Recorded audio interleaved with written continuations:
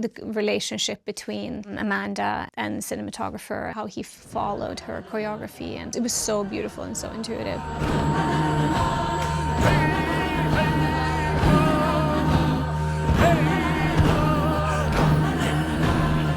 My name is Mona Fastvold, and I am the director, writer and producer of The Testament of Anne Lee, and this is how I made it. For V&A, up next. Came across the story of Anne Lee and the Shakers, and I was so fascinated by that story. I thought it was something that more Americans were familiar with. And then I realized most people don't know about this story at all. And no one hardly ever knew about Anne Lee, the founder of the Shakers. Really radical feminist female leader in the late 1700s. So it felt very exciting. I thought, oh wow, I have to make this immediately.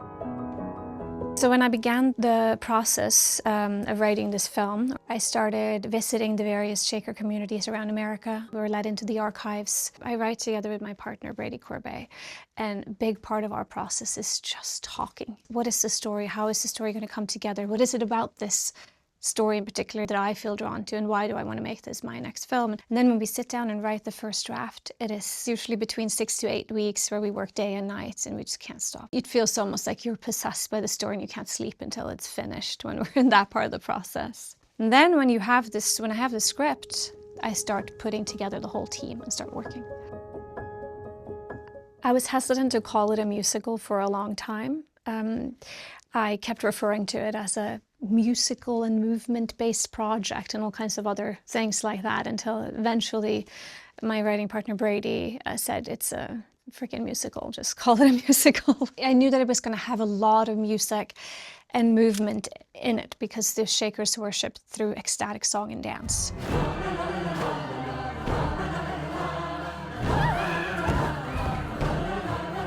It terrified me, the idea of making a musical.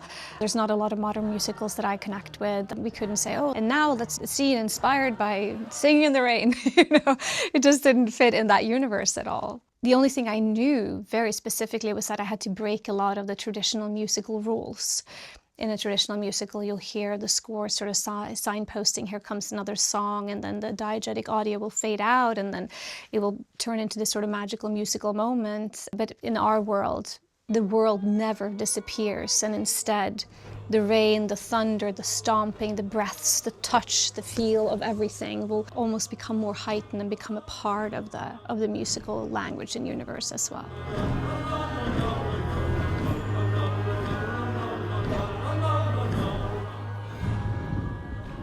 My scripts are very technical, down to lens sizes and camera movement and, where an edit will happen. The scripts are kind of boring in that way. They're very much a blueprint, a manual for how the film is going to be executed. I would bring my cinematographer, Will Rexer, and our operator, Sam Ellison, into our rehearsals. The overall sort of thought and idea that Will and I talked about was that the camera had to be a believer. I didn't want it to observe the dance. It's tempting when you have a beautiful piece of choreography to just hang back and sort of look at it as if you're on a stage and just not sort of move into it because it's gorgeous and you want to see it all. So we had to resist that, the temptation of the beauty of that. I needed the camera to be pulled into the movement and to really sort of follow Anne Lee through a lot of the movement pieces. The movement of the camera is as much choreography in that as there is in the actual choreography of the pieces. So to me, the excitement is finding the perfect balance between the set choreography of the performers and the choreography of the technicians as well. There's definitely moments on set when you see everything come together exactly as planned.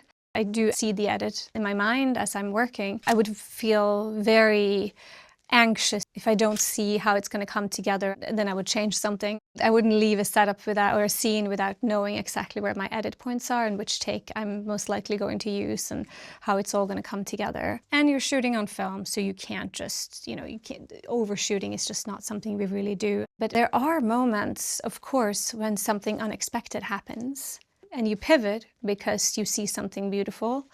and something interesting in a performance or perhaps the light. And I try, as I'm getting older and more experienced, to go into a space with an open mind and also see what's being given to me and what's being presented to me, and see, is there an opportunity to do something else that I didn't plan? And should I adjust? Should I adjust from the plan that I had? And that's something I think that you just become better and better at as you have more practice. Well, I had a strong intuition that during Hunger and Thirst it was going to be in one unedited handheld take, but I wasn't 100% trusting it, and so I had some other setups and we shot it a few other ways first, and then we moved into the handheld take, and immediately I knew this is a take, this is a performance, I'm never going to cut into this at all, this is it.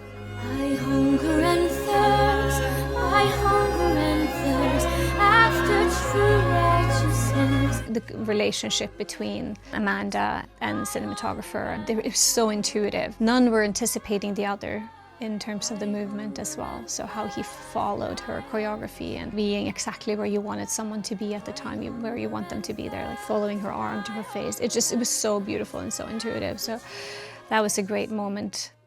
Do not be afraid of reaching for celluloid. It's something that so often feels like it's not available to filmmakers early in their career. They think it's too expensive, or into a lot of female filmmakers as well. There's this expectations of telling stories that are very small and intimate and about domestic life versus telling a story that's big and expansive. And I would say, don't be afraid of reaching for those bigger stories, and definitely don't be afraid of the format.